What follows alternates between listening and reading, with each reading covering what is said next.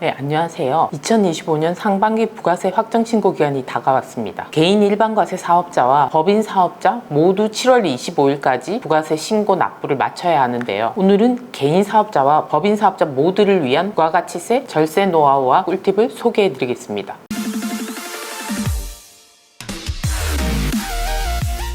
특히 최근 2024년 하반기부터 25년 상반기 사이에 세법 개정 사항 등에 대해서도 함께 짚어보고, 그 외에도 실무에서 자주 놓치는 절세 포인트와 신고서 작성 시 유의하셔야 될 부분, 공제 누락 방지 요령, 경비 적정 처리 및 세무조사 리스크 회피 방법까지 알기 쉽게 설명드리겠습니다. 자, 그럼 하나씩 살펴볼까요? 먼저 최근 달라진 부가가치세 제도를 체크해 보겠습니다. 2024년 하반기부터 시행된 주요 개정 사항은 다음과 같죠. 첫 번째, 간이가세자 기준이 확대되었습니다. 24년 7월 1일부터 개인 사업자의 간이가세자 적용 매출 기준이 연매출 8천만 원 미만에서 1억 400만 원으로 크게 상향되었습니다. 간이가세자로 인정받을 수 있는 매출액 범위가 넓어진 만큼 지난해 연매출이 1억 원 수준이었던 개인 사업자는 올해부터 간이가세자 혜택을 받을 수 있게 되었습니다. 물론 부동산 임대업이나 유흥주점업 등의 일부 업종은 종전과 동일하게 4,800만 원 미만이어야 하지만 간이가세자가 적용됩니다. 일반 가세자에다가 매출이 줄어서 간이가세자 전환 대상이 된 사업자가 있는데 여전히 일반 가세자를 유지하고 싶은 경우도 있으시죠. 세금 계산서 발행 등의 이유 때문에 그런 경우가 있는데요. 이럴 때는 따로 간이가세자 포기 신고도 하셔야 됩니다. 늦지 않게 기한 안에 신고하셔야 되겠죠. 기존에는 직전 연도 공급가액, 즉 매출액이 1억 원 이상인 개인 사업자가 의무 대상이었는데요. 24년 하반기부터는 매출이 8천만 원 이상이면 전자세금 계산서를 발행해야 되는 대상으로 바뀌었습니다. 작년 매출이 8천만 원을 넘었다면 업종 불문하고 상반기 부가세 신고부터는 꼭 전자세금 계산서를 발행하셔야 합니다. 만약 전자세금 계산서를 발행하시지 않으셨다면 가산세 등 불이익이 있을 수 있으니까 이 점 꼭 체크하십시오. 전자세금 계산서 발급세액 공제가 연장되었습니다. 소규모 개인 사업자에게 주는 혜택인데요. 원래 2024년까지 발급분에 대해서 건당 200원씩 연 100만 원 한도로 공제가 가능했었습니다. 이 세액 공제를 적용할 수 있는 기한이